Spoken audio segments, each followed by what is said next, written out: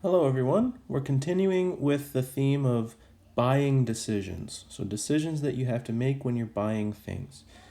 In this lesson, I'll be talking about incentives to buy.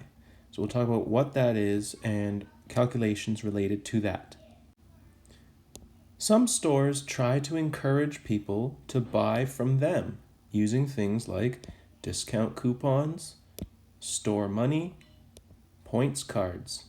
And you've probably seen a lot of these before, so try to think of some examples on your own. I'll come up with a few. The first one that comes to mind is Canadian Tire money. If you go to Canadian Tire and you make a purchase, when you get your change, they'll often give you some of their Canadian Tire money. This is an example of store money. So this is money that you can only spend at that store. So it's an incentive to keep coming back to that store. Another one that comes to mind is a scene card. So a scene card, you earn points to go towards watching movies at movie theaters. And so this is an incentive to keep buying things in order to get more points on your scene card, in order to keep going to the movies. This is an example of a points card. Another example of a points card would be a store credit card. So different stores might offer their own credit card.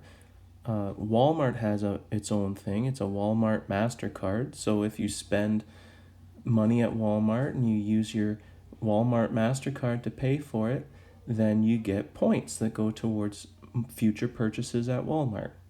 So this is in order to encourage people to keep shopping at Walmart. And if you get flyers in the mail, sometimes you'll notice these little booklets that are full of coupons at different stores.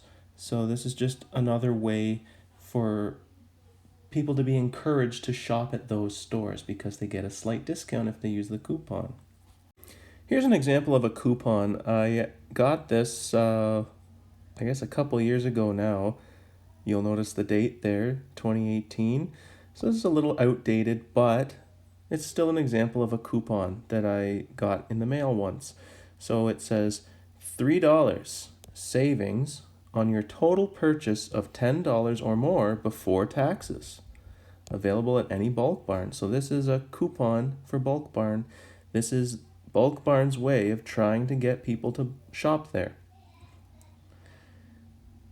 If you spend $10, what percent discount do you receive? So now we know it's a $3 discount.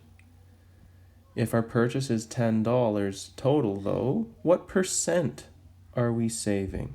So to find a number as a percent, we can start with the fraction. So if we want to see what percent of the price is the discount, we set it up as discount as a fraction of price.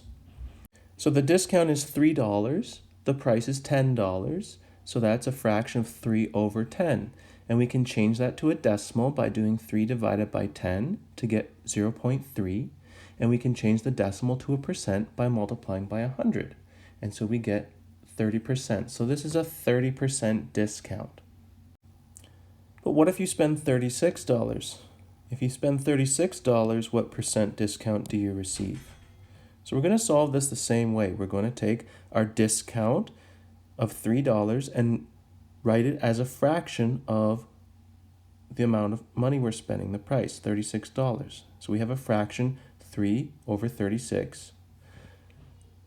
So we take the fraction, we divide the top by the bottom, so 3 divided by 36, and we get 0.0833 repeated. When we take that decimal, we multiply it by 100 to get 8.3%. So this is now just an 8.3% discount. So you'll notice the lower amount of money that you spend, the higher the discount here, because we're only getting $3 off, regardless of how much more than $10 we're spending.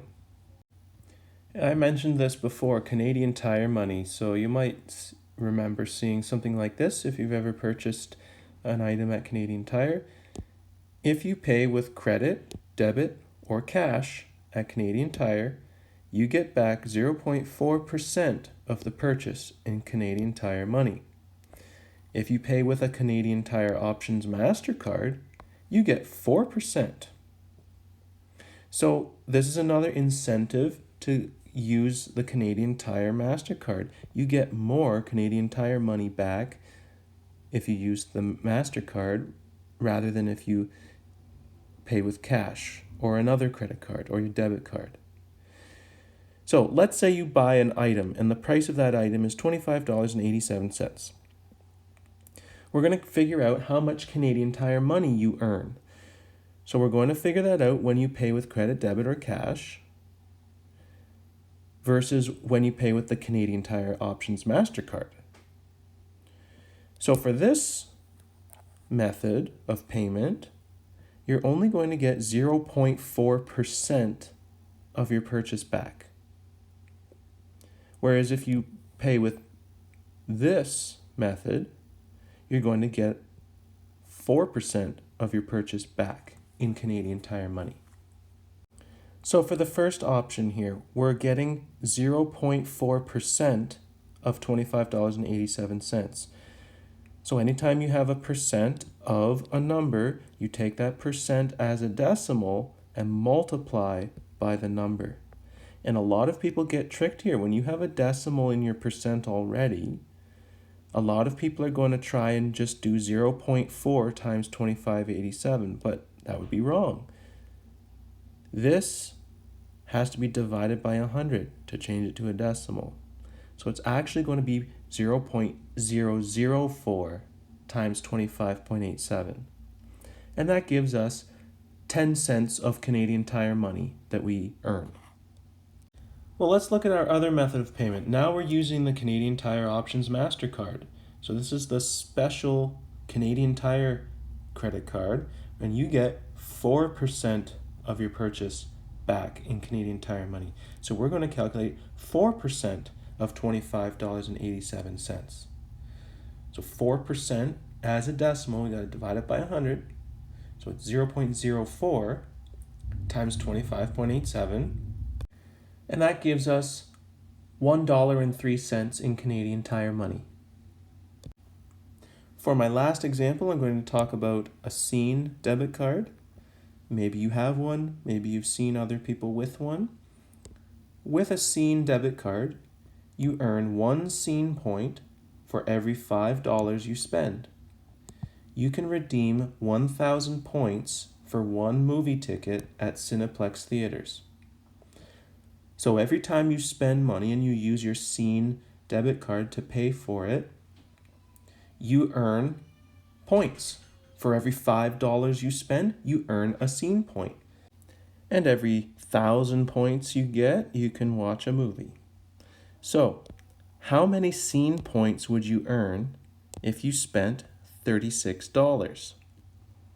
Well, the key to answering this question is what I've highlighted. 1 Scene point for every $5.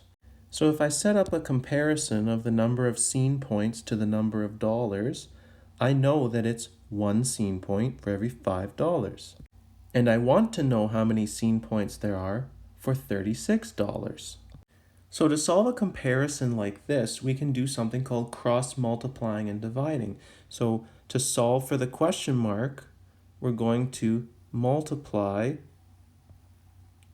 the numbers that are diagonal, and we're going to divide by the number left over.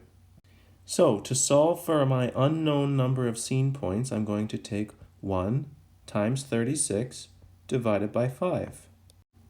And that ends up being 7.2, but you're not going to earn a partial Scene point. You only earn whole numbers of points. So we're going to round this down to 7 Scene points. So if you spend $36, you're going to earn 7 Scene points. And we can think of a problem in the opposite way. So in this question, we were saying, how many Scene points would you earn if you spent this much money? Now we're thinking the opposite. How much must you spend in order to earn 2,000 Scene points? Well, we can set up our problem in a similar way. We can do a comparison of Scene points to dollars. It's 1 to 5. 1 Scene point for every $5 spent. So I know that I'm going to get 2,000 scene points, but how many dollars is that? So to solve for that question mark, I can do the same thing. I can cross multiply and divide. So I'm going to multiply 2,000 times 5 and divide by 1. That ends up being $10,000. So you have to spend a lot of money in order to get 2,000 points. So that's, according to this, that's only 2 tickets. But the takeaway I want you to get from this question is this method of cross multiplying and dividing. You can set up a comparison, and if it's an equal comparison, you can solve for your unknown or your missing value this way.